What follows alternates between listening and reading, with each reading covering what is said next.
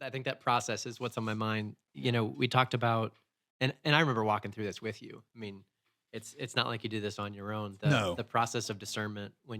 when you were responding to the call here at Damascus, um, that was a personal invested time.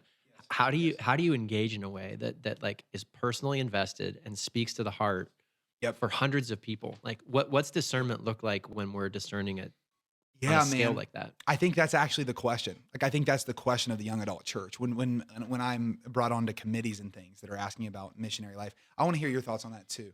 Um, but I'll kick the can around for a second here. I think when I look at young adults today, Yeah.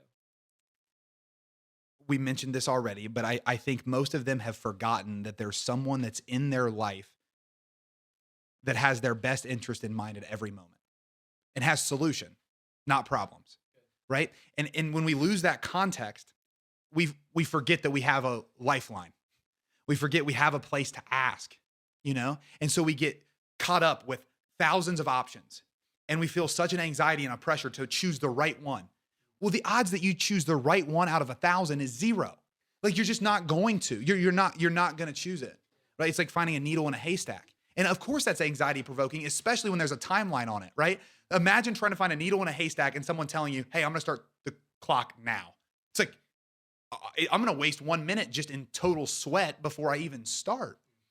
But if we remember that we have someone that has our best interest in mind, who wants to give us solutions, not problems, when we're reintroduced to that relationship, again, it's all strategic. So when we run an event at a college campus, we want to have Eucharistic adoration. We want to bring people to the face of the one who's intimately involved in their lives.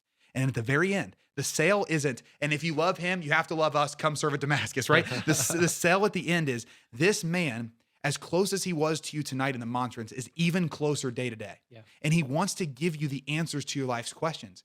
And he doesn't want to give you a cheap answer. You speak this so well when it comes to like the Easter egg hunt, right? Like Mhm. he doesn't want to give you cheap answers. He wants to give you answers that he unveils in a variety of ways. But when we start that relationship, teaching people to go to the Lord, Yeah. and this is where I'd love to get your thoughts is, um, I think discernment fundamentally breaks down to three questions. And you're actually the first person who taught me these questions. Where they come from originally, we can talk about that.